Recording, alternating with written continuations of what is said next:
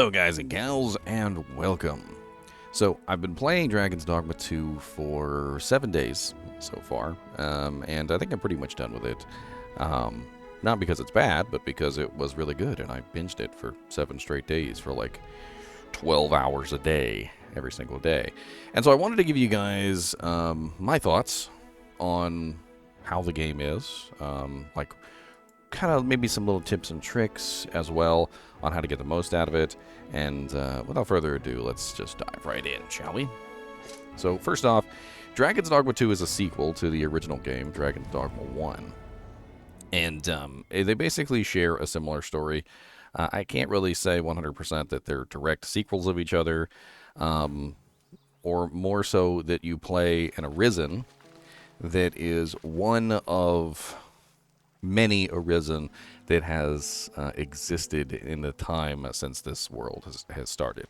The game actually has a very interesting structure, and it's kind of important to talk about the structure of the game. Now, the structure of the game is basically around the idea that the Arisen represents one of many Arisen throughout many worlds that is currently tasked with killing the dragon. Now, I don't want to go into too many spoilers, but as you play the game, you'll discover a lot more about the story. And at first, the story might actually seem a little shallow. You know, dragon, hero kills dragon, raw. But that's really not the truth of it. And as you start to learn more and more about the world of Dragon's Dogma, you start to understand the story a lot better. And you get it through little tidbits here and there, the main storyline, of course, and then also there is even more after that. And I'm going to have to go into a little bit of spoilers. I'll try and keep it as spoiler-free as I can. But there are basically 3 main game modes. The first game mode is basically, you know, just playing the game like you normally would. And once you complete the story, there are basically 2 possible paths that you can take. One is to continue the cycle, which is actually part of the story. And like I said, I'm going to try not to get as spoilery as possible. But you can continue the cycle, and by continuing the cycle, you will enter New Game Plus. New Game Plus keeps all of your equipment and all of your levels, and you're basically only gets rid of some very specific, like, quest-related items. But for the most part, you get to keep everything that you obtained in your original playthrough. Now, New Game Plus is essentially the same as the original game, just slightly harder. And it also technically could be considered slightly easier since you also have access to all of your equipment and, you know, accumulated wealth in the next version. Although the monsters are harder, you're also much stronger than you were the first time you played through. Now, the other way that you can go is actually a game mode called the Unmoored world. And the Unmoored world is a little hard to talk about without adding a lot of spoilers. And so I'm gonna do my best here, but if you don't want spoilers, you might just want to skip this part. So the Unmoored world represents another choice, which is instead of to perpetuate the cycle, you are actually ending the cycle. Now, the cycle is, what is the cycle? The cycle is basically the hero kills the dragon resurrects, the hero kills the dragon resurrects, and so forth and so on. And basically, ending the cycle is essentially ending the dragon once and for all. And once you end the dragon once and for all, so that he never comes back again, the cycle ends. And when the cycle ends, you end up in the Unmoored world. Now, it's important to talk about what the Unmoored world is, because you might get confused the first time you enter it, and I would definitely recommend that you don't enter the Unmoored world until you're ready, because it is definitely a much greater challenge than the regular game. The Unmoored world is basically the world in an apocalypse. To quote Ghostbusters, you know, like seas boiling kind of apocalypse. Basically, all the seas and all the oceans and rivers and everything, all the water on the planet basically just boils away, and there's no more water left. And there's, you know, like apocalyptic skies, red, and clouds and dragons attacking everything. And the Unmoored world is more than just simply a harder game mode. You also can't die. If you die at any point during the Unmoored world, you are reset back to the beginning of the Unmoored world, and all progress that you have obtained is removed. You're basically set back to the beginning of when you entered the Unmoored world. So the Unmoored world represents a rogue-like experience that is kind of meant to be more of like an end game experience. So that's why I say that you definitely shouldn't go there unless you actually are ready. Because whatever you enter there with is what you're going to have permanently. Now, you have a lot of tools at your disposal to do well in Dragon's Dogma. And first off, your main tool that you have at your disposal is your main pawn. So your main pawn, for instance, in this case, this is my main pawn. Your main pawn represents your pawn that you have personally summoned. She will level with you.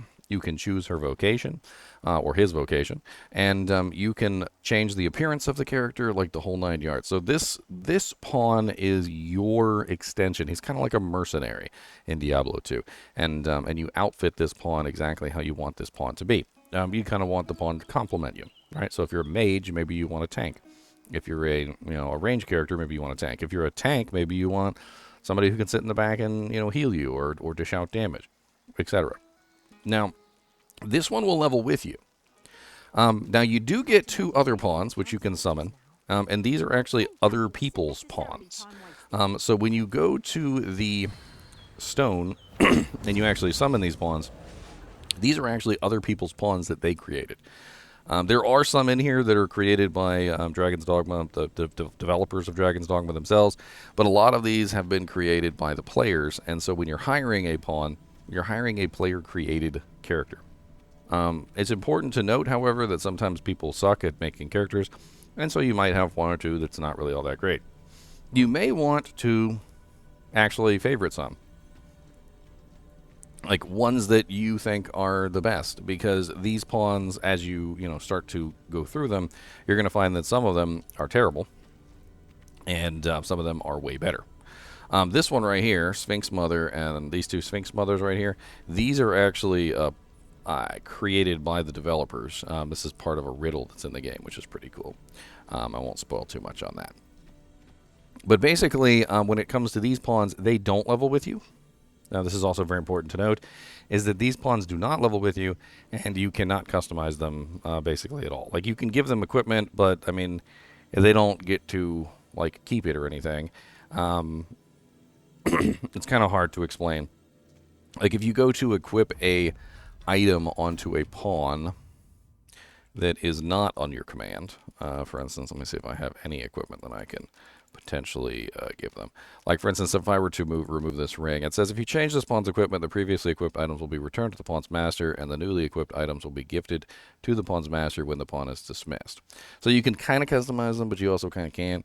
It's kind of like a thing, but basically it gifts the items to the pawn after they're dismissed. More than this. So once you get your party set up, it's almost like an MMO. Like, I think this is kind of like the best way to explain it, is that like, you basically have a 4-player like MMO party, but it's not obviously not an MMO, it's single player. And you can set up your group. So you can have obviously a character like a heavy hitter, like a 2-handed weapon user. You can of course have a sorcerer, black mage style character. This right here is more of a white mage style character, and so forth and so on. And there are vocations that can be used by the pawns, and then there are vocations that can only be used by you. Now when you take a look at the vocation list, there are actually quite a large number of vocations. Fighter is a very tanky style character. Archer is obviously the ranged archer, just regular, physical kind of archer. It does have a couple attacks that are useful for, dishing out non-physical damage, but they actually do require ammunition. The mage is more of a healer slash a fighter, like I said, kind of like a white mage or maybe even like a red mage kind of a character. Thief is very much so it's a thief. It's really not a way to explain it. It's very much so like a thief in just about any other game. I think you'll enjoy it if you enjoy thief classes. Warrior is very much so a 2-handed, big honkin' jonkin' battle jitney kind of a character, like big 2-handed maces, big 2-handed swords. Think like Cloud style big 2-handed swords. Sorcerer tends to be more on the offensive side, having some pretty ridiculous spells. Like, for instance, there's like a Giga spell that they use that literally just summons down like freaking hell itself onto the targets. I'm not even really quite sure how to explain it other than it's just absolutely ridiculous. And then you have the Mystic Spearhand, which is one that I've actually really loved. Which is the Mystic Spearhand is basically revolving around a spear. And it has lots of really nice attacks, like the Mirror Shield, which is a very good defensive skill. It has some pretty nice movement-based skills, too, like this one. And quite honestly, as I've played multiple classes so far, this is the one that I've really enjoyed. But this is not the best class. And I might have to explain myself. So why am I saying I really, really like this class, but it's not the best class? Well, down below the Mystic Spearhand is a class called the Warfarer. The Warfare is a very interesting class that basically allows you to use all weapons and all skills from basically all vocations, with the exception of like the ultimate skills that those classes have access to. And it's probably one of the craziest classes that I've ever played. It basically lets you be a Mystic Spearhand, but also be like an archer, and also be whatever else you want to be. And there's even a magic archer, which is more based around magic damage, things like fire, ice, lightning attacks. And it's actually a pretty beast. And then the trickster is a kind of a weird one that's kind of based around this like smoke incense thing. It's kind of hard to exactly explain exactly what the trickster is, but when you play it, I think you'll get an understanding of kind of how it works. But personally, I think that the Warfarer is without a doubt the best class, bar none. And you might be saying, well, why is the Warfarer the best class, bar none? Well, because it basically gives you access to every single class. The Warfarer has this skill called Rearmament, which you do have to earn, by the way, or you have to get the scroll for it at least and use it. So once you get the Warfarer class, you may not have the Rearmament skill immediately, but you will get it eventually. It allows you to switch between basically all weapons. As you can see, I currently have a bow. I've got a big two-handed monster honkin' axe. I've got myself hammer.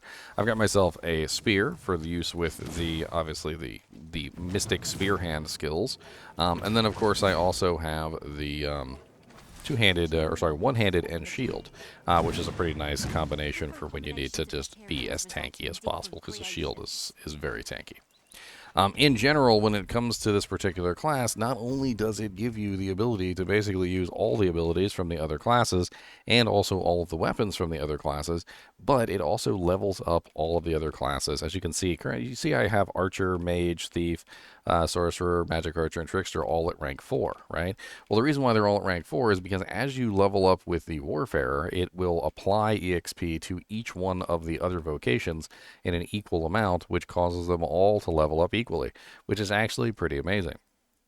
This basically means that just by playing the Warfarer and using whatever you want, you can then rank up all of the vocations and get access to everything all at once.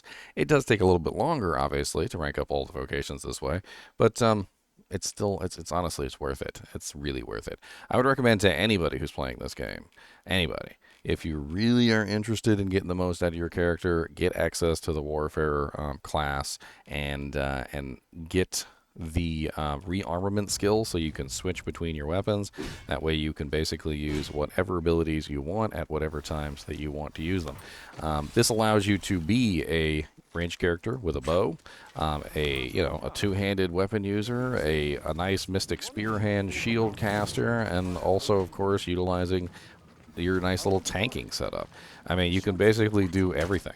There's no limit to how many weapons that you can currently have equipped with the Warfare, as far as I know. Basically, you just equip them in order, and you basically customize them in the order that you want, so that as you press the rearmament button, it's going to cycle through them in the order that you have them equipped. So that way you can customize exactly how you think you might need them. Like, for instance, going straight from the Lindworm Fang to the Dragon's Dogma, so that I can cast myself to shield and then pull out my sword and shield, and, just go that way. Or maybe I want to go from the sword and board to the bow, and so I equip them in that order. It's honestly, I've wanted to talk about this class because I was actually in love with the Warfare class as soon as I got it. Because when I realized that not only could I be a Mystic Spearhand at any time, but I could be a Mystic Spearhand and I could be everything else. And I think that's where things kind of really got crazy for me, was when I realized that I could do all of the Mystic Spearhand stuff and also do basically all of the other stuff as well. I realized that, well, yeah, while Mystic Spearhand is amazing, it's not going to be anywhere near as amazing as being able to, say, for instance, whip out a bow at any time I want to, and then use something like Torrent Shot to dish out large amounts of damage. Now, speaking of the combat, when it comes to dishing out large amounts of damage, let's talk about that for a second. So when you're fighting monsters, there's basically two classifications of monsters. There are basically weakling monsters, monsters that are considered to be what I would say garbage tier monsters. Garbage tier monsters are monsters that don't really have a lot of damage output. They can be particularly nasty if they build up on you in large numbers, and for the most part, the garbage tier monsters like this Pinion monster here can still be significant threats if you don't deal with them properly. Like these in particular usually have large amounts of defense, and they have to be attacked in a specific way to cut their tail off, which actually makes them vulnerable. It's actually the cutting of the tail which makes them vulnerable. And once you've done that, they're usually pretty easy. There's the ridiculous spell I was telling you about. Absolutely ridiculous. Just like meteors falling from the sky. Half the time I can't even find the body after the meteors are done collapsing in on the target. Now, when you fight these monsters, like I said, it can be sometimes a little difficult depending on how you're set up. But if you have a good healer with you, if you've got a tank, if you've got, what you need to stay alive, usually you're fine. The real problem comes into play when you get into the bigger monsters. So in this game, there are a large number of monsters that are considered what I would consider the upper tier monsters.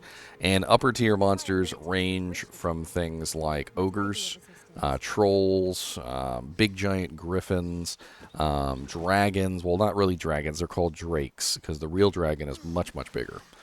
Much bigger than the drakes.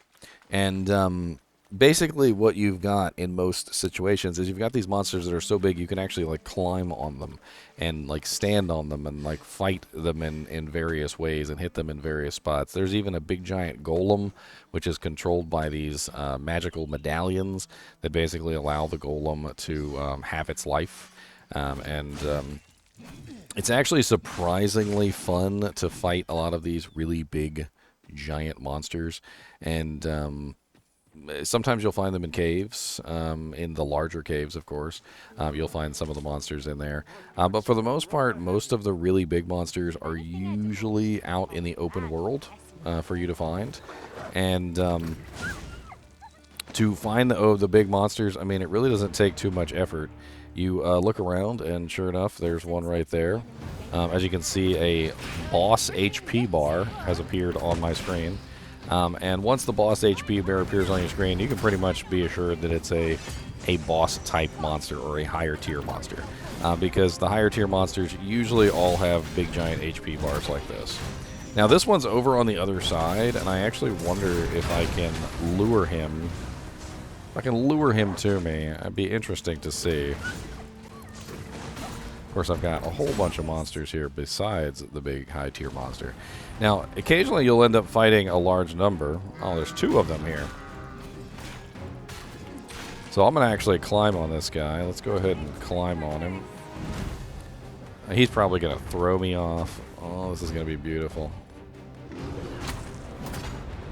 And once you're on top of him, you can really start giving it to him by hitting him in like his spine and various areas. Now I'm ridiculously OP at this point, and I've leveled up to a degree that I really don't have much trouble killing these guys anymore. So, not really too worried about it for the most part. Oh, did he fall off? That means I lost the loot. I lost the loot because he fell off. Quite the inventive solution. Make for a riveting tale when I return to my own master. Oh, slimes. Oh, no, not slimes. I hate slimes. Slimes are evil. Evil slimes. Evil slimes. Slimes are one of my most hated monsters, I swear. They suck you in, and it's awful. don't like them. I don't like them at all. Oh, good. He's dead. Okay. Whew. Now, a lot of the combat is based around stamina. And it's very important for me to talk about this, is that you have to properly utilize your stamina, and you have to make sure that you're not running out on a regular basis. Also, in my particular case, since I'm currently on the heavy side, I am currently experiencing an issue of my stamina is running out faster because I'm carrying so much stuff. The rate at which your stamina decreases is directly proportionate to how much you're carrying, and since I'm carrying such a large amount of equipment, it definitely goes down a lot faster. But in combat, if you don't properly utilize your stamina, if you are constantly running out of your stamina on a regular basis, you're going to be in big trouble. And that's kind of what goes on a regular basis with this character, especially with the shield that I have, because the shield I have is so good. It is such a good shield that literally all I have to do is just make sure it's up, but it does cost me stamina to cast, and if I run out of stamina at any point, obviously I'm going to be in trouble. There is a lot of monsters in the game that can stun you, they can knock you down, and all sorts of other things. And one of the things that you've got to remember in this game is that armor class is very much so set up to prevent that. So you have to keep your armor upgraded. Speaking of equipment, your armor is actually really neat. And another pro for the warfare class is that you can literally wear any piece of equipment that you want in the game. And that includes armor. So if you're the kind of character who doesn't like being stuck to a very specific piece of armor and you want to wear any armor that looks best to you, if you want to call it fashion dogma, Warfare also offers you that option of being able to use any piece of equipment that you want. But upgrading equipment requires monster parts, and this is something that you're going to have to work at to get your equipment maxed out to its highest value. And collecting monster parts, very similarly to the way that Monster Hunter does things, you've got to collect monster parts, which is going to give you the things that the upgrades that you want. So let's go to one of the nearby towns, and let's take a look at the upgrade system. Now, the first enhancement is usually always given to you without any parts. It only costs gold for the most part, and you don't really have to worry about it too much. This is the Vocationist here, and the Vocationist is where you're going to go to change your character around to different vocations.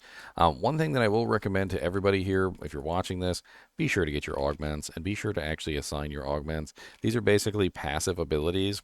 And these passive abilities carry over from multiple different vocations. And as you level up multiple vocations, you can get tons of different passives that you can then assign to your character. And these passives are massive, things like increasing your maximum health, making it so that your tank has more aggro, increasing your speed when you're overweighted, and so forth and so on. And through the use of these passives, you're going to get a massive boost to your character as well as to your pawn. And also, as well, I also want to recommend that when you hire a pawn, and this is kind of important, when you hire a pawn, make sure you are hiring a pawn that has passives. Check and make sure, because sometimes people don't assign passives to their pawn, and it's really weird. But if they don't have any passives assigned, don't hire that pawn. Get a different pawn, because it's not really worth dealing with that. So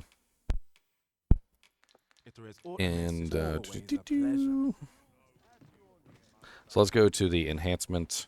Pretty much any of the blacksmiths and armor smiths and things like that can usually do enhancements. And the enhancement is actually pretty cool. The only qualm that I have with it is that a lot of the times you may have trouble actually getting your equipment enhanced, specifically because of the odd nature of the items that you have to farm. Like, for instance, with this Cyclopean Thunder, I need bolt scales, and bolt scales only come from like one monster in like one place in the middle of nowhere, and it's very difficult to get my hands on them. So I have to go out of my way to try and farm these specific items. With this particular item, it's almost maxed out to its highest enhancement. And once you max it out to its highest enhancement, you have maxed out the item, and considered fully enhanced. Then you can do what's called dragon forging. You notice I have a dragon symbol on here. And once you dragon forge an item, it enhances it even further. It's the last and final enhancement.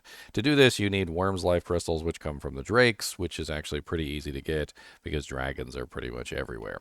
And you don't really have to worry about that as much. I actually got these bolt scales deliberately to upgrade this frickin' Cyclopean Thunder. And I could finally... Yeah, those are... I'm just trying to make sure those are actually my pants and not just a pair of pants that I just happen to have. I could finally upgrade that one to maximum. Wow. Sorry, I'm not even really playing the game anymore because I've kind of finished with the game up to this point, and I guess it's kind of silly for me to be spending time doing this, but it's just it does catch me, and I have so much fun going through the process of upgrading all my equipment and getting it all maxed out. Speaking of equipment, there's so many different forms of equipment that you can potentially use within the game.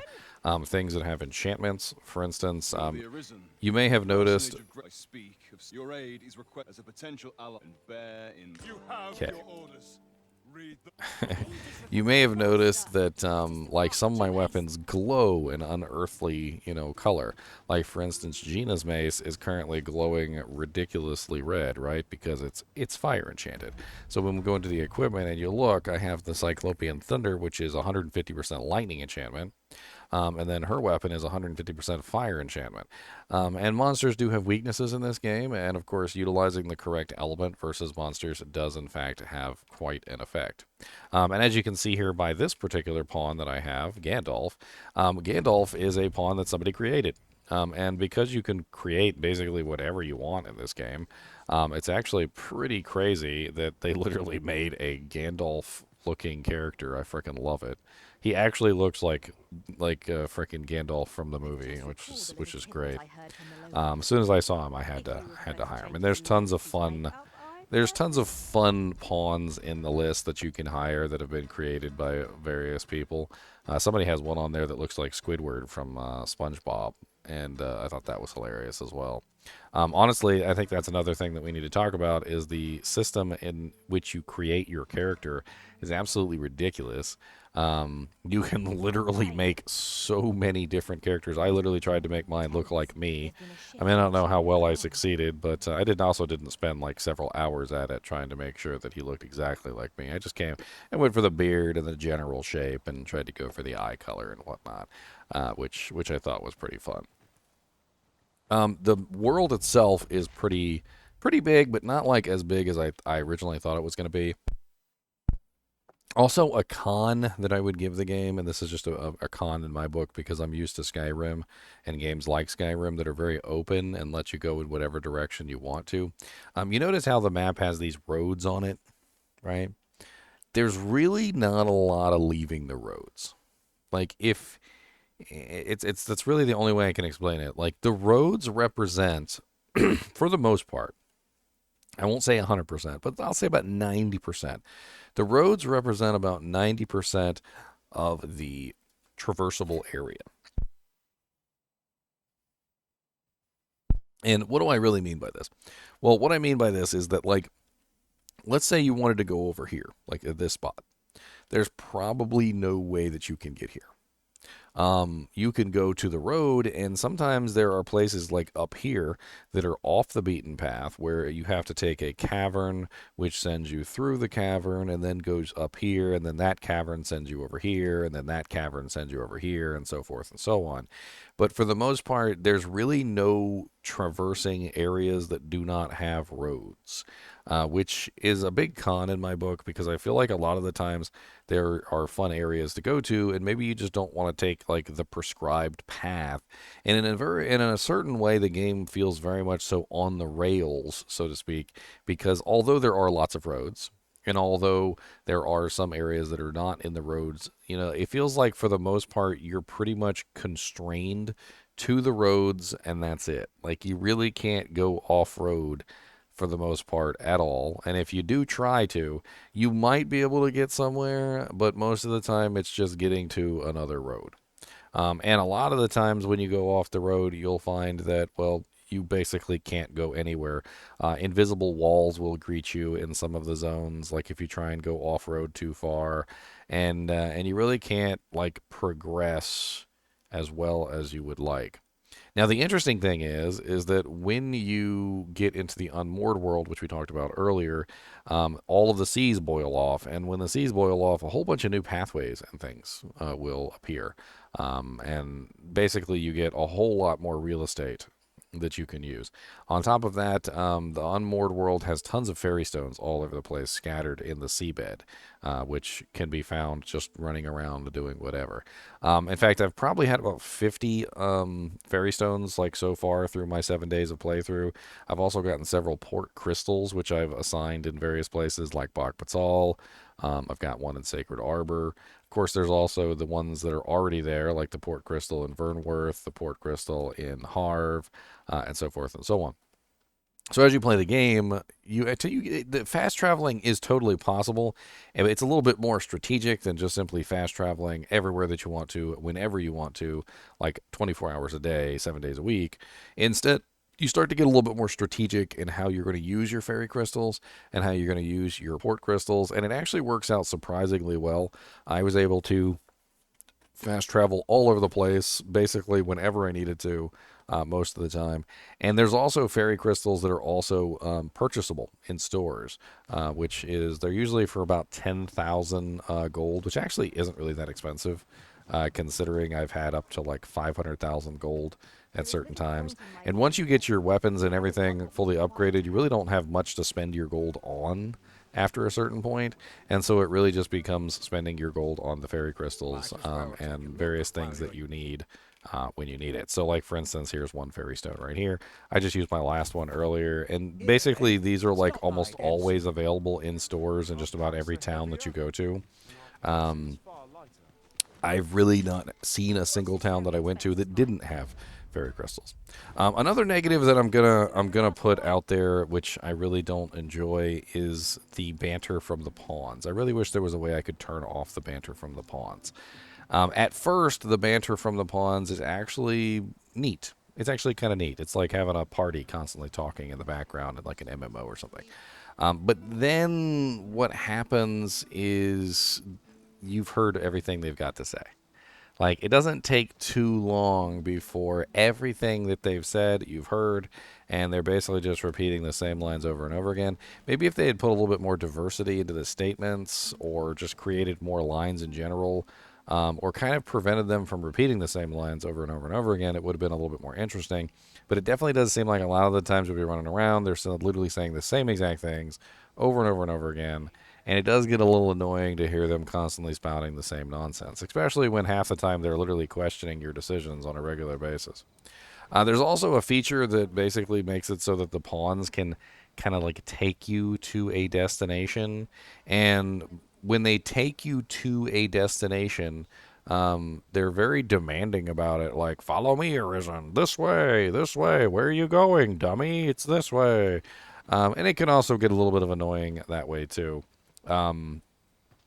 Constantly like pointing out things that you can't see. It's really weird. Like sometimes we'll be running around and they'll tell you that there's a ladder, and like you can't see the ladder anywhere. You know they can't see the ladder either. It's some sort of like NPC thing that they detected a ladder, and then they talk about a ladder, and then you got to spend like 5 minutes trying to find the ladder or find the treasure chest that they can't even see, that you can't see either. It's a little strange. For the most part, I've had a lot of fun with this game. The darkness is a little dark.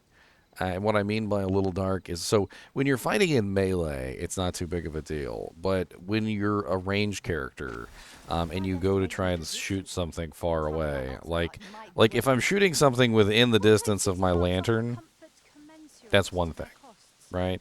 But if I'm trying to shoot something that's far away from me, look at how much I can see in the distance in the dark. It's pretty difficult to see in the distance on the dark. Now there is an arrow shot that you can get that basically lets you light up a zone. And if you want to utilize that for the darkness, you might need to be actually able to see what the hell you're shooting at, because quite honestly, you really can't see very far in the darkness unless there's some sort of light to see what you're shooting at. The darkness is very pervasive, and as a melee character, it's really not such a big deal. But I would stress that as a ranged character, you might have some issues. It's also nice to have glowing items in the dark because it definitely helps with being able to see what the hell's going on. In fact, if your minions have glowing items, that also helps because you can see them when they're in the dark far away from you and you can't really see. Sometimes it's so dark you literally can't even see a cliff that's in front of you, which does become an issue. Now, all throughout the game, all water sources are basically flooded with this thing called the brine. And the brine basically eats you if you go into it too deep. Now, some people have said that this is just an excuse for them not wanting to have a swimming system.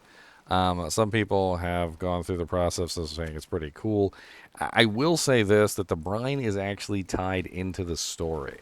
And it's not just simply there for the sole purpose of preventing you from swimming, although it could be. But let me just say this is that as you go through and you learn more about the story and you learn more about what the brine is, you start to understand that the brine is not just simply, something that's haunting the waters, but more so ingrained in what actually makes the story, which is really cool. Overall, I've had tons of fun with this game. I've had fun fighting dragons. I've had fun fighting drakes. I've had fun fighting griffins. I've had fun fighting minotaurs, ogres, trolls, freaking werewolf looking creatures, Medusa, even the Great Sphinx herself, which, for those of you who have not done the Great Sphinx yet, the Great Sphinx is actually started right here in the mountain shrine. You do have to go to this place first, and you have to go into the World Send Cavern, which will take you up to this cavern, which will take you up to this cavern, which will take you up to this cavern, which will finally take you up to the Mountain Shrine. The Mountain Shrine is where the Great Sphinx is, and the Great Sphinx poses you riddles, like the riddle of the Sphinx, which is, what has three legs in or four legs in the morning, two legs in the afternoon, and three legs at night. And the answer was human because it's four legs while they were crawling on the ground, and two legs when they walked upright as a man, and three legs as they got old because they were walking with a cane. And that basically the riddle of the Sphinx is actually written on some of the things, but she poses you a lot different riddles. I do recommend that you take a port crystal with you if you want some help with the riddle of the Sphinx. There are some articles out there, but I also have a live stream myself where I go through the riddle of the Sphinx, and I do a lot of this stuff on live stream, and you can of course follow along with me there if you'd like to as well. This area right here can go to hell, the Misty Marches. This is like the worst area I went in the entire game. It's literally just a pervasive fog that is over the entire zone. It is very difficult to traverse. There's water everywhere you can't pass by. There's not really any roads. It is absolutely a pain in the butt. And when I went in here, all I wanted to do was get out, and I didn't want to ever come back. And, maybe you want to go in there once just to see what it's like, but trust me, you probably don't want to come back. Now, all throughout the game, you're going to find these little rift stones of duty, or like the rift stones that are all over the place. Sometimes they allow you to summon pawns. Sometimes they just simply summon a single pawn. It's quite interesting. Honestly, I've had so much fun just in the random encounters that I've had happen. Like, for instance, one time I was fighting a dragon, and then an ogre showed up and started fighting the dragon, and then started fighting me, and then I was fighting a dragon and an ogre at the same time, and it was a lot. It was rough, and I managed to come out on the other end victorious, and I had tons of fun with it. Um, Speaking of, there is a system within the game which is a little punishing if you're not familiar with how it works, and it's basically the HP system. So the HP system essentially allows you to lose maximum HP as you get hit. So as you take damage, you actually lose maximum HP, and you don't recover that until you sleep. Which is an issue. So when you go to campfires or an inn, you get to recover all that back.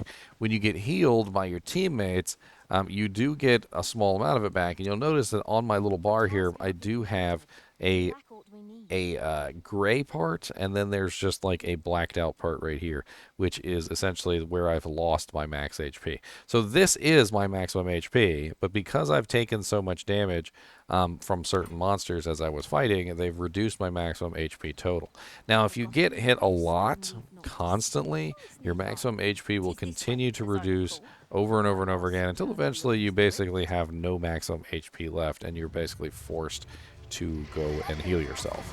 And it's really important to keep that stat up, and I'm just going to kind of show you how this works. See if I can get my butt beat down real quick.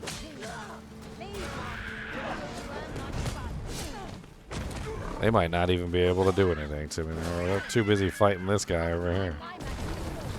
Oh, Lord, poor guy. My pawns are honestly a little bit too good for these guys.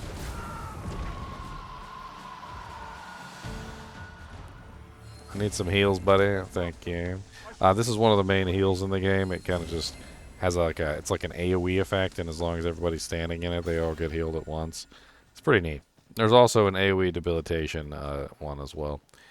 Well, what is burning on fire over here in the darkness? Oh, they freaking killed they're roasting an ox over here. Poor oxen. Just roasting. That's one of the light spells right there that does help with the darkness quite a bit. There's a couple light spells in the game which are pretty interesting. As you can see, that one really does light up the area quite well. But of course, once you're outside the area, it immediately becomes dark again. It's this is the way the cookie crumbles, I guess. I'm kind of ranting at this point. I'm not really sure what else is left. The review's been going on for about 41 minutes, and I think I've covered just about everything. There is a time factor within the game. Some quests are timed, and they do need to be done immediately. There is also a time factor when it comes to food that you store in your inventory. So food starts from a non-ripened state, it goes to a ripened state, and eventually it starts to become rotten in your inventory. And pretty much everything has a use, including the rotten fruit, which is actually something that I was unaware of in the beginning, is that once you have rotten stuff, you can actually combine the rotten stuff together to make oil, which is pretty cool. And of course, there's a crafting system that allows you to craft things like healing, items that will certainly make it a lot easier for you to heal yourself in combat. And let me show you kind of what some of this stuff does. Do I got? Oh yeah, I got some more. Got some more dried meats. As you can see, I'm crafting up a storm here, trying to get everything made. But we've got these Roborants. These are basically your health pots, and they do everything from healing your stamina to healing your health, to sometimes both, and massive amounts. Of course, these do not, unfortunately, heal your maximum health. There are a couple items in the game that will actually heal your maximum health, though. First off is wake stones. So if you die and you come back to life by using a wake stone, you will gain your maximum life back in full. Also, there are specific, very rare items with the game called all heal elixirs, and I thought I had one on me, but the all heal elixir will also heal your maximum life as well. So there's currently 4 ways to heal your maximum life in the game. One of them is, of course, dying and being resurrected with the wake stone. Another one is the all heal elixir. And then, of course, you can rest at your campfires, or you can rest at an inn. Now, resting at an inn, we do need to talk about that as well. Resting at inns is considered a hard save. So if I go back to the main menu here, and let's just go ahead and save and return to the title screen. If I go back to the main menu here, you'll notice that when you start the game, there's actually 2 options. There's one option to load the newest save, and there's also another option to load from the last inn rest. Now, loading from the last inn rest is going to take you backwards to the last time that you rested at an inn, and these are considered hard saves because they do not automatically update. And these hard saves can be a long time ago, or they can be, like pretty recent. In this particular case, it looks like I was at the volcanic ruins. So this is a really long time ago for me, the last time I rested at an inn, and it would be ill-advised for me to utilize this one. So I'm going to return to title screen without saving. And that will allow me to load my newest autosave. It is recommended that you make some in saves occasionally, because in saves will definitely help you in the long run, because you might end up in some situations where you can, of course, um, not like almost like brick your save, so to speak, like not be able to continue something. Now, there's always New Game Plus. You can always continue to do something in New Game Plus. Like, for instance, if you fail the Sphinx riddles and she gets away, you can, of course, do that again in New Game Plus, or you can go back to an earlier in save and you could do it that way. That also works. I think that pretty much covers everything. I've talked about vocations. I've talked about your main spawn, your sub spawns, the world, New Game Plus, Unmoored World, and of course the story. And if you want to dive in deeper into any of this, I do have live streams up. I streamed for 7 days straight on this, and you're welcome to ask any questions you want on those live streams, or just check out my live streams and see how I solve the problems myself. The game was honestly amazing. I think it was even better than Dragon's Dogma 1.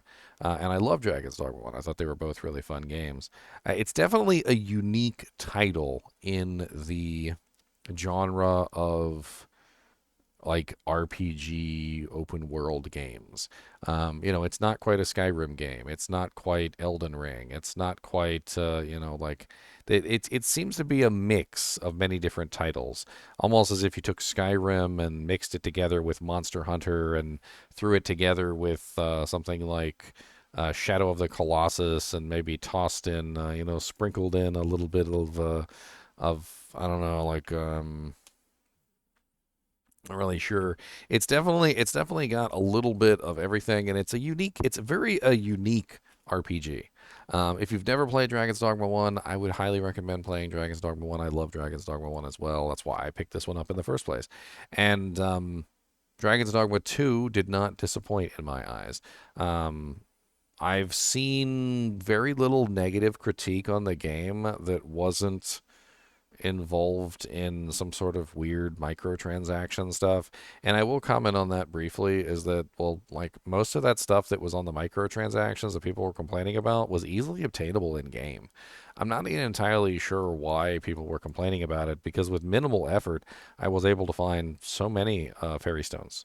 As just an example, that I literally almost never ran out of fairy stones, and there was always fairy stones at my fingertips should I needed them. And I mean, granted, if I wanted to spam them willy nilly and be less strategic with them, I could have run out at any time. But just the minor amount of strategic use in them made them last pretty much forever. And I guess I just don't get it. On top of that, I've seen some people critique the game for being too difficult, but it really just seems like they don't really understand how to play. In one case, there was a guy complaining that the game was super difficult, and he was using the Mystic Spear hand, and he wasn't using the shield. I mean, the shield literally makes you invincible to all damage while it's active. And you can literally just stand there and laugh at the monster. That's how ridiculously good it is. And he had two pawns that were dead on the ground right next to him, and he used the shield, didn't even run over and try and resurrect the pawns, then started sprinting around until his stamina was gone. And then, of course, once his stamina was gone, he didn't have any more stamina to cast another shield, and the monsters just absolutely started laying into him. And I had to laugh because, like, that's a skill issue. It's very much so a skill issue, and not playing the game properly and understanding the mechanics. I mean, just like Elden Ring is something that you're going to have to learn how to play, you're going to have to learn how to play this game. It doesn't really take that much effort to figure out the mechanics and how things work. And once you start getting things down and understanding the mechanics and like the fight style and things like that, and getting a vocation down and whatnot, you're gonna have a blast. But you can't really approach this game the same way you would, say, Skyrim. You can't really approach the game the same way you would Elden Ring. It's like I said, it's a unique beast, and I absolutely love it. What would I rate the game overall? I do feel like there are some issues, some cons here and there. There's definitely a laggy during this in the cities because of the number of NPCs. There was also a couple issues. I felt like the Unmoored world was really unexplained, and I initially hated the Unmoored world, but then slowly became to love it. But it was really just because they just kind of threw you into the unmoored world without really telling you what was going on. Like, I feel like they dropped me in the deep end of a pool and knew that I couldn't swim and watched me drown and just kind of laughed while I was drowning. And, once I figured it out, once I understood what I was doing, things became much more fun and much more enjoyable. But there definitely was a point there with the unmoored world that I felt like they just kind of left me to die. So what would I give the game? I'm thinking about an 8 out of 10. It's definitely up there with a lot of the better games that are in this genre. Although I kind of feel like this game needs a genre of its own, almost like I mean, it's not really a Monster Hunter game, but it's not really a Skyrim game either. It's not really an Elden Ring game. Like, it's some sort of odd combination of Skyrim, Elden Ring, and Monster Hunter, like all mashed up into one big ball and like plopped on the table like some sort of ugly monster. And somehow it all works, and it really does. And the first time you triumph over a dragon, the first time you triumph over like a freaking griffin, you're gonna have a lot of fun and you're gonna be really excited. And as you get your armor upgraded and you start to try out the new vocations, there's definitely some very fun vocations in the list, and you're going to have a lot of fun exploring them, like the Magic Archer and the Mystic Spearman and the Warfarer class. They're all very, very good, and they're advanced classes that you're going to unlock later as you start getting deeper and deeper into the game and really fixing things. One piece of advice I would give you guys is don't really focus too much on the story. You do need to do the story to an extent, but there's so much more in the game that is outside the storyline that I would definitely recommend exploring the cities, having fun running around, talking to the NPCs, doing the individual quests that are not part of the main story. Because one of the things that I did wrong was I kind of rushed the main story, and I wasn't really trying to rush it, so to speak. But the main story itself isn't really as long as I had originally thought, and I was done with it before I even realized I was done with it. And that's how I ended up in the unmoored world too early. Anyway, this review is already going over on way too long, and I'll go ahead and end it here. If you have any questions about Dragon's Dogma 2, feel free to put them down in the comments. And as always, keep watching.